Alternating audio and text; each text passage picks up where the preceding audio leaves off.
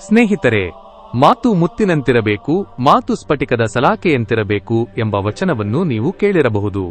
ನಮ್ಮ ಬದುಕಿನ 90% ಸಮಸ್ಯೆಗಳು ಶುರುವಾಗುವುದೇ ನಾವು ಆಡುವ ಒಂದು ತಪ್ಪಾದ ಮಾತಿನಿಂದ.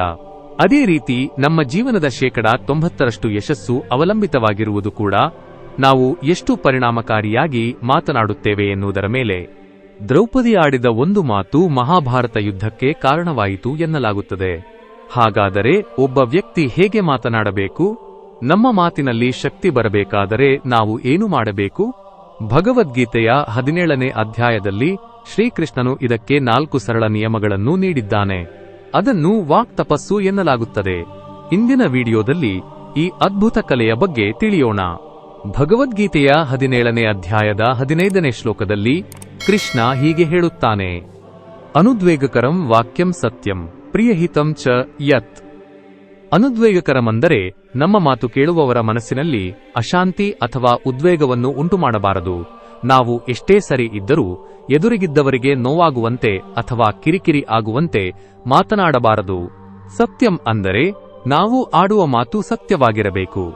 ಸುಳ್ಳಿನ ಮೇಲೆ ಕಟ್ಟಿದ ಸಂಬಂಧ ಅಥವಾ ವ್ಯವಹಾರ ಎಂದಿಗೂ ದೀರ್ಘಕಾಲ ಉಳಿಯುವುದಿಲ್ಲ. ಪ್ರಿಯಂ ಅಂದರೆ ಸತ್ಯವನ್ನು ಹೇಳುವಾಗಲೂ ಅದು ಕಟುವಾಗಿರಬಾರದು. ಸತ್ಯವು ಪ್ರಿಯವಾಗಿರಬೇಕು.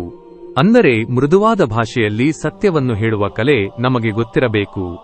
ಹಿತಂ ಅಂದರೆ ನಮ್ಮ ಮಾತು ಕೇಳುಗರಿಗೆ ಯಾವುದಾದರೂ ರೀತಿಯಲ್ಲಿ ಹಿತ ಅಥವಾ ಒಳ್ಳೆಯದನ್ನು ಮಾಡಬೇಕು.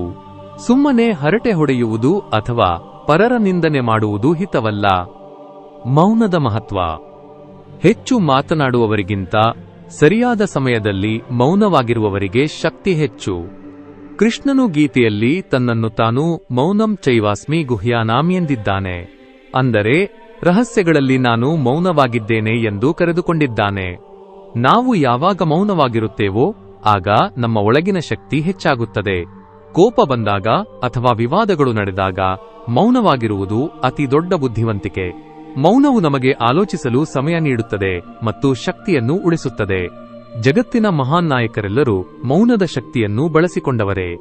ವಾಕ್ ತಪಸ್ಸು ನಮ್ಮ ದೈನಂದಿನ ಜೀವನದಲ್ಲಿ ಹೇಗೆ ಸಹಾಯ ಮಾಡುತ್ತದೆ ಎನ್ನುವುದನ್ನು ಈಗ ನೋಡೋಣ. ಕಚೇರಿಯಲ್ಲಿ ನಿಮ್ಮ ಸಹೋದ್ಯೋಗಿಗಳ ಜೊತೆ ಮಾತನಾಡುವಾಗ ಮೇಲೆ ಹೇಳಿದ 4 ಸೂತ್ರಗಳನ್ನು ಬಳಸಿ ನೋಡಿ. ನಿಮ್ಮ ಬಗ್ಗೆ ಎಲ್ಲರಿಗೂ ಗೌರವ ಹೆಚ್ಚಾಗುತ್ತದೆ. ಕುಟುಂಬದಲ್ಲಿ ಸಂಗಾತಿ ಅಥವಾ ಪೋಷಕರ ಜೊತೆ ವಾದ ಮಾಡುವ ಮೊದಲು ಈ ಮಾತು ಅವರಿಗೆ ನೋವು ನೀಡುತ್ತದೆಯೇ ಎಂದು ಒಂದು ಕ್ಷಣ ಯೋಚಿಸಿ. ಸಾಮಾಜಿಕ ಜಾಲತಾಣದಲ್ಲಿ ಯಾವುದೇ ವ್ಯಕ್ತಿಯ ಬಗ್ಗೆ ಕಾಮೆಂಟ್ ಮಾಡುವ ಮುನ್ನ ಅದು ಸತ್ಯ ಮತ್ತು ಹಿತವಾಗಿದೆಯೇ ಎಂದು ಗಮನಿಸಿ.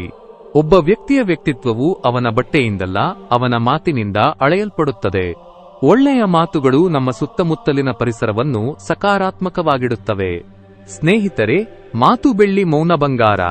ಇಂದು ನಾವು ಕಲಿತ ಈ 4 ಸೂತ್ರಗಳನ್ನು ಪಾಲಿಸಲು ಪ್ರಯತ್ನಿಸೋಣ. ಮುಂದಿನ ವಿಡಿಯೋದಲ್ಲಿ ನಾವು ಆಹಾರ ಮತ್ತು ಮಾನಸಿಕ ಆರೋಗ್ಯದ ನಡುವಿನ ಸಂಬಂಧದ ಬಗ್ಗೆ ಚರ್ಚಿಸೋಣ. ನಾವು ತಿನ್ನುವ ಆಹಾರ ನಮ್ಮ ಆಲೋಚನೆಗಳನ್ನು ಹೇಗೆ ಬದಲಿಸುತ್ತದೆ ಎನ್ನುವುದನ್ನು ಗೀತೆ ಹೇಳುತ್ತದೆ. ಈ ವಿಡಿಯೋ ನಿಮಗೆ ಇಷ್ಟವಾದರೆ ಲೈಕ್ ಮಾಡಿ ಮತ್ತು ನಿಮ್ಮ ಆತ್ಮೀಯರೊಂದಿಗೆ ಹಂಚಿಕೊಳ್ಳಿ. ಈ ವಿಡಿಯೋದ ಕುರಿತು ನಿಮ್ಮ ಅಭಿಪ್ರಾಯವನ್ನು ಕಾಮೆಂಟ್ ಮಾಡಿ.